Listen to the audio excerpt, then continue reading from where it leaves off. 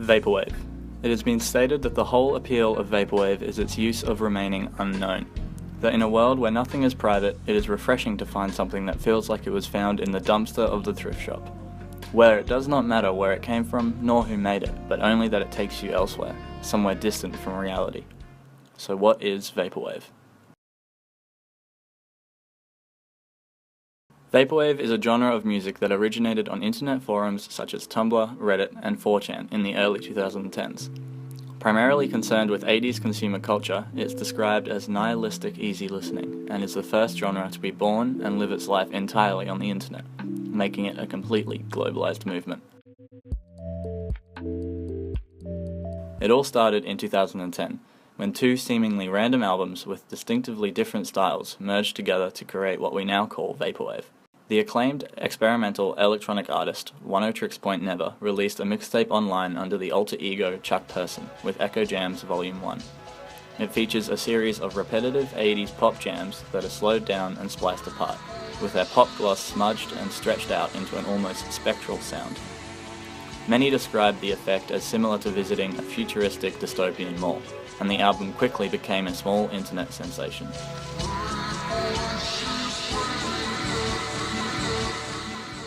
Alongside this, an artist named James Ferraro released an album titled Farside Virtual, incorporating themes of globalization and internet culture as an influence to create this upbeat, digitalized soundtrack to 90s consumer capitalism.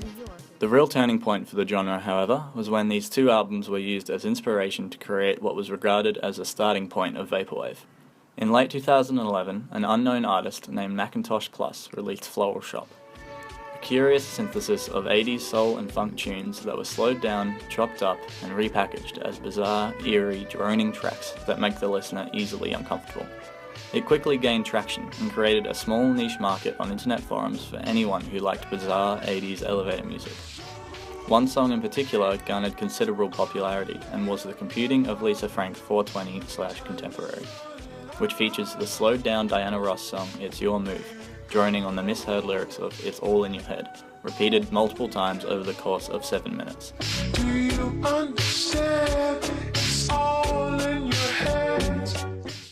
Floral Shop strikes the delicate balance between parodying consumerism and creating relaxing, enjoyable music. It was just the right balance that nearly all successful Vaporwave albums would replicate. These ideological focus points go hand in hand with a strong aesthetic identity. Described as retro-futurist, the surrealism of Vaporwave art is a huge factor in the genre's popularity. It features an obsession with 80s and 90s subculture using glitch art, early web graphic design, Roman busts, tropical landscapes, Japanese culture, and a fascination with eerie, futuristic cityscapes.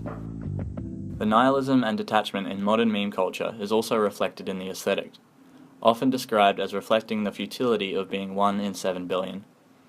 It is bizarre, confusing, and intriguing, a perfect marriage to the themes of globalization, consumerism, and loneliness in an increasingly connected world. Floral Shop was many listeners' introduction to Vaporwave, and the album sparked furious discussion on internet music forums about whether the genre was a joke or something with serious artistic credibility. In many ways, the genre is a joke on music itself. Relying primarily on sampling, it is literally a glorification of stealing other people's art and marketing it as something else. In the year following Floral Shop's release, Vaporwave blew up on music forums and tastemaker blogs, and looking under the Vaporwave tag on Bandcamp, you'll find thousands of obscure pieces of slowed down, stolen music, mostly made by young adolescents in the basements of their suburban homes all across the world. It is often lo-fi in quality, meaning it is intentionally recorded poorly or unclearly in order to give a bedroom or bootleg aesthetic to the sound. It has been described by some as a digital punk movement, with ideals that counter most national concepts of ownership by making Vaporwave an anonymous art for anonymous people.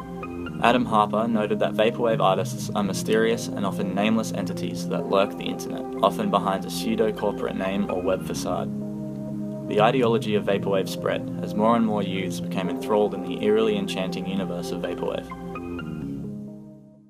Comments on YouTube videos and forums reflect the aesthetic that the genre embodies, often glorifying loneliness, isolation, and esoteric thinking.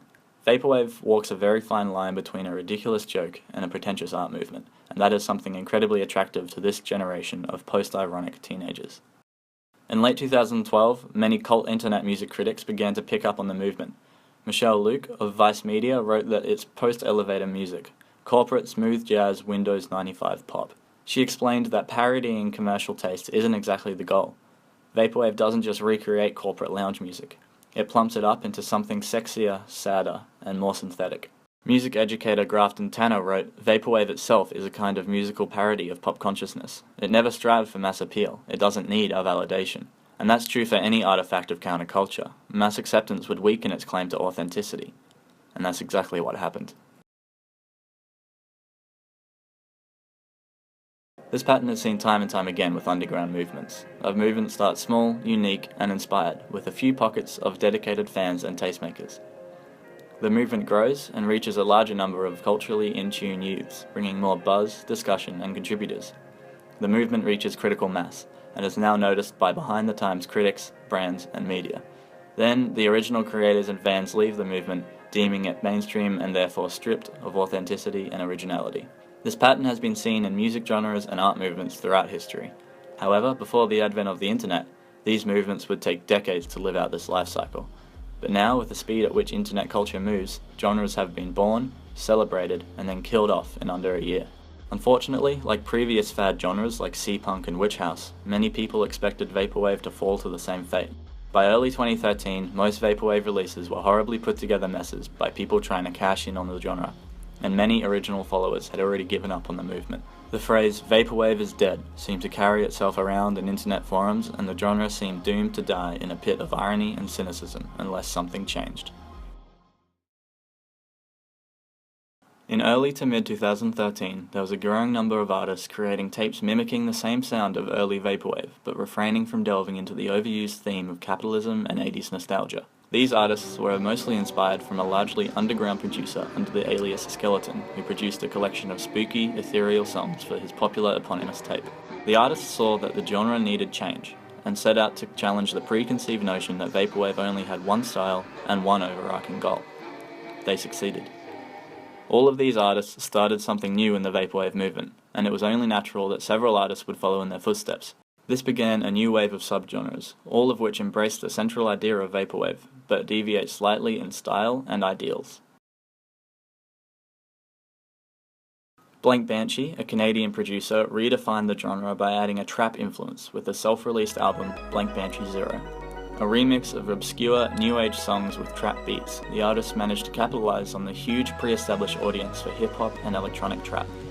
He added the distinct trap tropes of glittering hi-hats and heavy bass to dreamy Vaporwave mixes. Right behind Blank Banshee was Vapera, who created the trap-influenced tape Mana Pool in June of 2014. This style remodels the genre into a more mainstream, conventional style and is considered as the most accessible form of Vaporwave. Probably the most popular of the Vaporwave subgenres, future funk originated in 2012 with several underground releases that sample songs with an upbeat, funky groove and reshape it with a Vaporwave twist. It was heavily influenced by new disco, bringing in a fresh sound of futurism and contemporary music. It was officially branded as its own genre when a young producer under the alias Saint Pepsi released Hit Vibes in May of 2013. It was a collection of remixed 80s pop hits that were heavy on bass drums and repeated choruses, turning what was originally catchy soul tunes into energetic dance beats.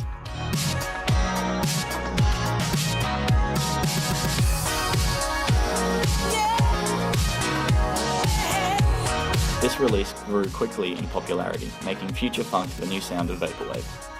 Inspired artists rushed to produce their own brand of future funk, with Macro's 8299 and Young Bay being notable artists in the subgenre. Again, audiences were quick to play along with the aesthetic, strengthening the identity of the movement.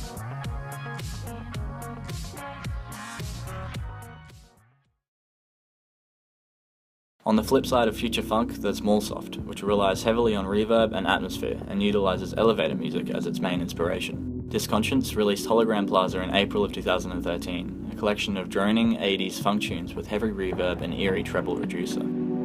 This was the release that popularized the subgenre and made Mallsoft a distinct branch of Vaporwave.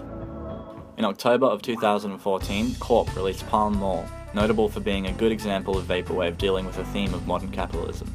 Palm Mall was a similar rendition to Hologram Plaza, but delved deeper into the soul-crushing reality of shopping mall consumerism.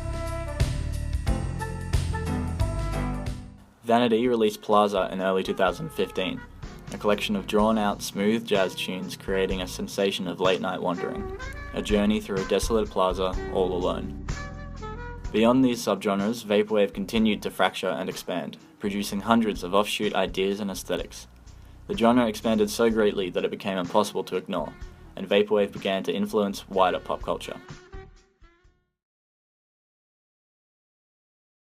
Vaporwave became such a vast internet sensation that its effects were felt throughout youth pop culture. Most notably, Vaporwave inspired a new wave of young hip-hop artists that took the world by storm. Nicknamed Cloud Rap, Vaporwave-inspired hip-hop started garnering buzz on internet forums in early 2012. An artist named Clams Casino famously produced Vaporwave-style tracks for his tapes Rainforest EP and Instrumentals 1 in 2011, and would go on to produce tracks for early purveyors of the Cloud Rap movement like A$AP Rocky and Lil B. Alongside this, a southern artist named Lil Ugly Mane was utilising the dreamy production of Vaporwave and lo-fi recording style for his debut album Mr. Thug Isolation, which would be celebrated as a pillar of cloud rap. In early 2013, internet rapper Bones started to become known for his prolific video output, all of which were recorded with an old VHS recorder and featured the biggest nods to Vaporwave so far in its style and imagery. I need you now more than ever. All these bitches trying to get me. I need you to keep me level. I need you to come and save me. However, one artist would hit a goldmine in this merging of hip-hop and Vaporwave. On March 25, 2013, an artist named Young Lean uploaded a music video for his song Ginseng Strip. The video features the 16-year-old Swedish artist rapping softly over a Vaporwave beat, with Vaporwave imagery and references in his lyrics. Bitches come and go, bro, but you know I stay. Bitches. The video blew up immediately, and just as they did when Vaporwave began in 2011, people were arguing all over the internet about whether Young Lean was complete trash or genius. Following Ginseng Strip, Young Lean released a video for Hurt. In this video we see a huge amount of Vaporwave imagery in the colours, landscapes and poor graphic design. Young Lean also embodies Vaporwave in many of his lyrics. His crew is called Sad Boys and he often references the late 90s and early 2000s. And he raps about drugs and addiction, things that feed into Vaporwave's aesthetic of emptiness and isolation. Now 20 years old, Lean has released 3 albums, reached over 115 million views across his videos, and toured the world. He has since progressed from the Vaporwave style, but it remains the catalyst for his huge success. You say that you love me, I don't know if it's true. Vaporwave arose in reaction to huge economic and social forces that are still very much a part of our lives. Globalization, runaway consumerism, and manufactured nostalgia chief among them. There is no other kind of music that explicitly concerns itself with these aspects of our zeitgeist, and if Vaporwave still matters, it's because those things do also. Popular producer Dark Pyramid states that Vaporwave at its core is ultimately not a form of music, but the first true post-music genre. This is ultimately the next innovation in music, and people who say Vaporwave is dead are completely off base. In a way, Vaporwave is dead because it's not a product like hip-hop, pop or country music. It was never for sale, so in a sense it was always dead. But to reverse that, I say instead that music is dead, and may Vaporwave continue to live. Long live Vaporwave.